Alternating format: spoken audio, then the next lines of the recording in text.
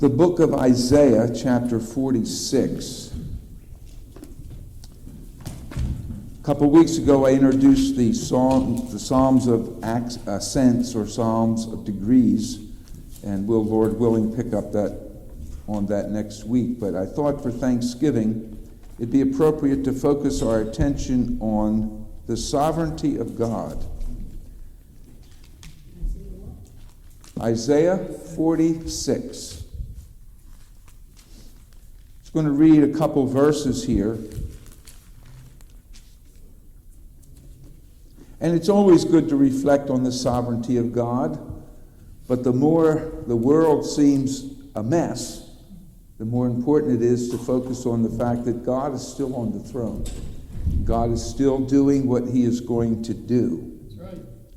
And so Isaiah 46, verses 9 through 11. Remember the former things of old, for I am God and there is no other. I am God and there is none like me, declaring the end from the beginning, and from ancient times things that are not yet done, saying, my counsel shall stand. I will do all my pleasure. Calling a bird of prey from the east, the man who executes my counsel from a far country. Indeed, I have spoken it. I will also bring it to pass. I have purposed it. I will also do it. And so we think of the sovereignty of God. In this particular passage, not only does it remind us who God is, but the fact that he is going to do all of his pleasure. His will be accomplished, and it will not be thwarted. And that involves details, even in the unfolding of events, world affairs. At the time he talked about calling a bird of prey from the east, had to do with a nation that was going to come and chastise Israel. But God was going to use that for his purposes. And I think sometimes, while this certainly falls short of an exact example of what it means for God to be in charge, think of it somewhat like a director of a play. The director of the play has a script. He knows what's going to happen. He says, you come in here and you speak at this time and you do that and you move over here and you stand back there. God is doing that on a grand scale. He has all the people in place. And so God's sovereignty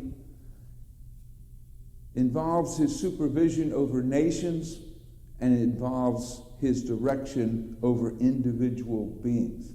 That blows my mind to think about God that can do that. I mean, just when you think about prayer meetings going on all over the country at this time, many that still have prayer meetings midweek, and all those voices coming up there.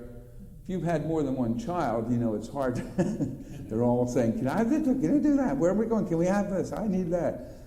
And you say, one at a time, please. But God doesn't need to do that. That's amazing. And so it is with the affairs of this world. And I've often thought,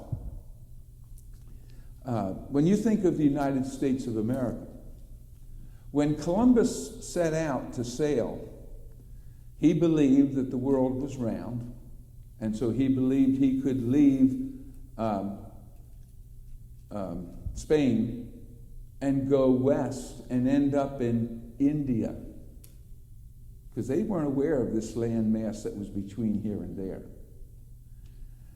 And of course, when he arrived here, and others as well, that's why they called the Native Americans Indians, because they thought they were in India, but they weren't. And so they're technically not Indians, they were here already.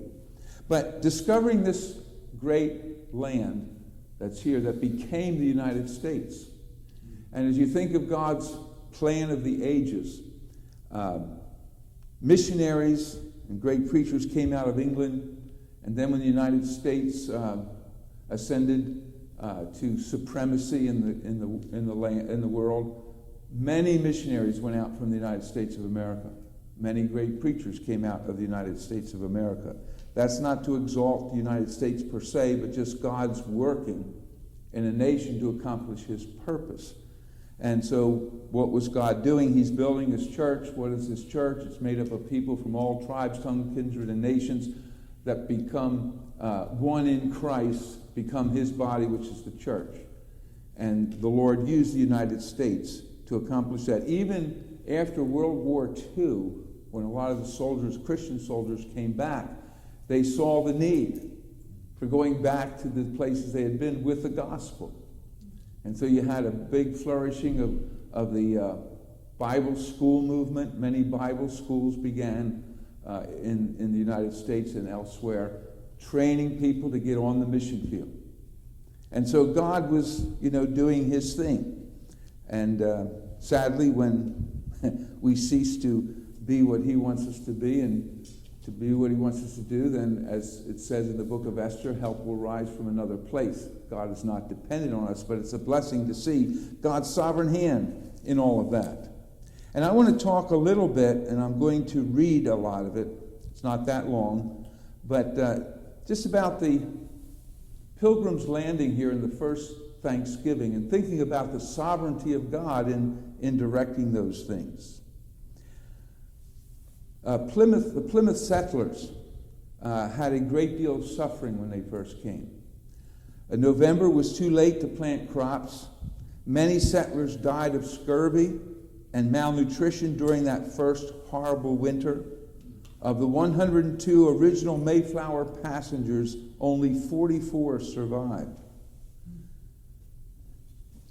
The Pilgrims' remarkable courage was displayed the following spring when the Mayflower returned to Europe. Not a single pilgrim decided to go back. They decided to remain here. But in spite of all those things that came, and they came with prayer and looking for God's direction and wisdom, God had work going on already in preparation for their arrival. In 1621, the Pilgrims had built crude huts and a common house on the shores of Plymouth Bay. Soon, neighboring Indians began to build relations with the Pilgrims. Anybody ever hear of the Indian Squanto? Squanto. 10 years prior to this, he had either been allured or kidnapped to go back to Spain or England. There's a question which way it went. But while he spent time there, he learned English and he got educated. When he returned, his tribe had already been decimated, didn't exist anymore. But here come the Pilgrims, and you have the, and I know I'm not going to say this name properly, but the Wampanoags tribe was there. And Squanto was prepared to be the interpreter to greet the Pilgrims. And also, as they were suffering because of the lack of knowing what to do and how to grow crops and so forth, we read about this. Squanto taught the Pilgrims to fertilize the soil with dried fish remains to produce Pilgrims taught the Pilgrims to fertilize the soil with dried fish remains to produce a stellar corn crop. The chief of the nearby Wampanoags signed a treaty of alliance with the Pilgrims in the summer. In exchange for assistance with defense against the feared Narragansett tribe, Massasoit supplemented the food supply of the Pilgrims for the first few years.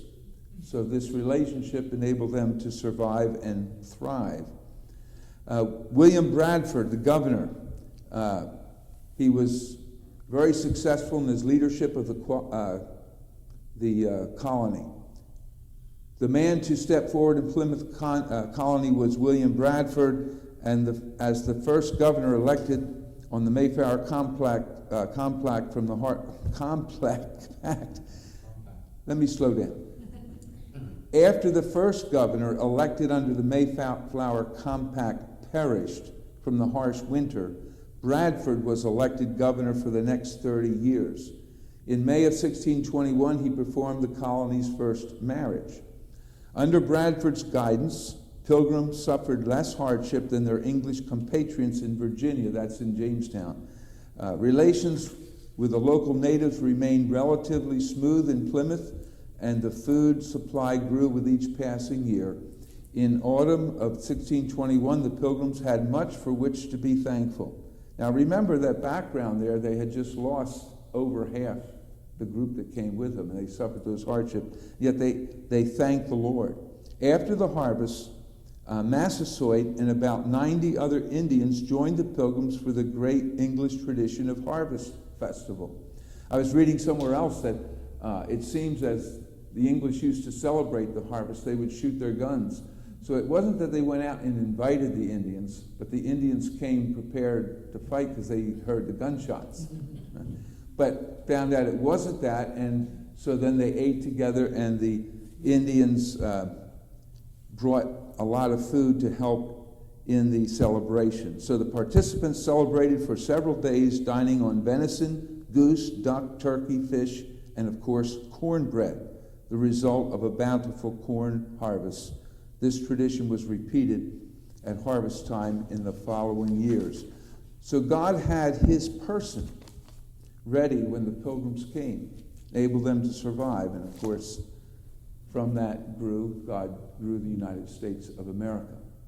And we know a lot of our history, but Tom might remember, I can't recall which president said this, or whether it was one of the signers of the Constitution, said that the Constitution is for a moral people. And when the people cease to be moral, they'll cease to be great. And we need to pray for our nation. But let's thank God that we've been privileged to live in this country, and pray for revival, that God can bless our country once again.